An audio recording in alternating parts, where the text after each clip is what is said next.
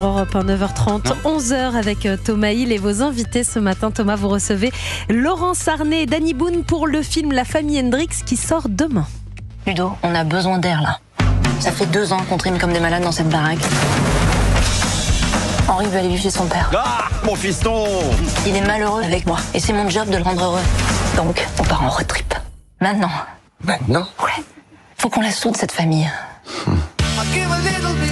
La famille Hendrix, c'est une famille recomposée. Laurent Sarnet, Danny Boone, vous êtes les parents et vous avez chacun un fils. L'un étant préadolescence, donc encore agréable. Le vôtre, dans le film, Laurent, c'est clairement en pleine crise d'ado. Et le jour où il vous annonce qu'il veut aller vivre chez son père, vous prenez peur et vous prenez donc cette décision en pleine nuit, partir pour un road trip. C'est une tentative un peu désespérée pour recréer du lien, c'est ça l'idée? Complètement, c'est dernière chance pour faire prendre la famille, créer des souvenirs et voilà, transmettre quelque chose, quoi, parce que il va m'échapper sinon. Ouais. Et donc, vous, votre personnage, Danny, il se laisse facilement convaincre. D'ailleurs, il a l'air globalement de se laisser toujours facilement convaincre par sa femme. Oui. On sent clairement que c'est elle qui porte la culotte. Je parle pas de votre vrai couple. Porter la culotte. J'aime cette expression qui date donc de 1965. De l'époque où on lisait la presse. C'est ça. Alors oui, effectivement, c'est la madame qui porte la culotte. Oui, non, il est d'accord pour. Oui, il suit.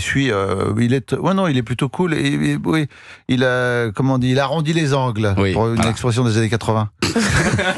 En revanche, moi, je ne vous avais jamais vu comme ça au cinéma. Merci beaucoup. Je vous avais jamais vu dans ce rôle-là. Je pense que c'est Laurence qui m'a dirigé comme ça. Oui, c'est vrai. Je vous ai jamais vu comme ça. Alors, vous êtes très différent de ce qu'on connaît de vous d'habitude au cinéma. Vrai. Peut-être plus proche de qui vous êtes vraiment, en fait. C'est ce que dit Laurence. Ouais. En fait, il montre un autre humour, même une autre facette, plus de fragilité. Le tien, quoi, ton écriture, c'est ça. Moi, oui, mais tu l'as cet humour aussi. En même temps, oui, c'est vrai que je l'ai amené ailleurs. J'avais envie de montrer ce mec un peu lunaire.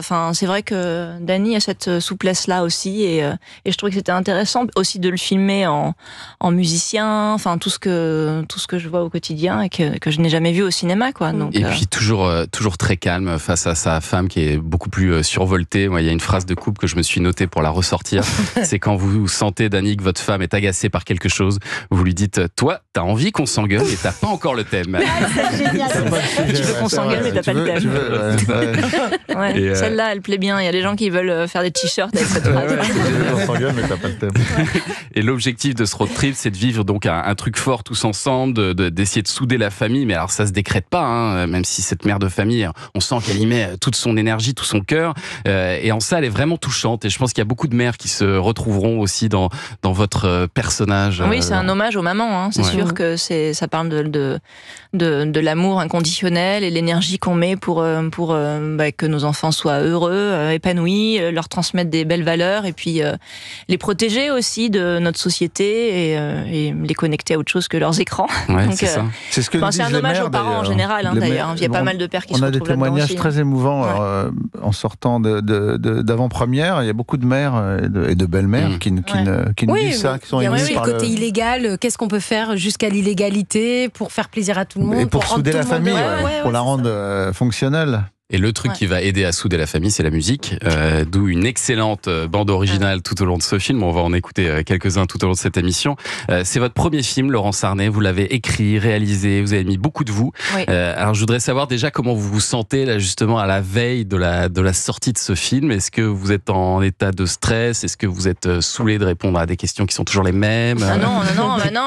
On a fait une tournée qui était géniale. Je suis remplie de témoignages assez émouvant et ça a été assez magique comme promotion de film et comme aventure du début jusqu'à la fin. Donc maintenant j'ai tout donné. Maintenant j'espère que le film va plaire et ça m'appartient plus.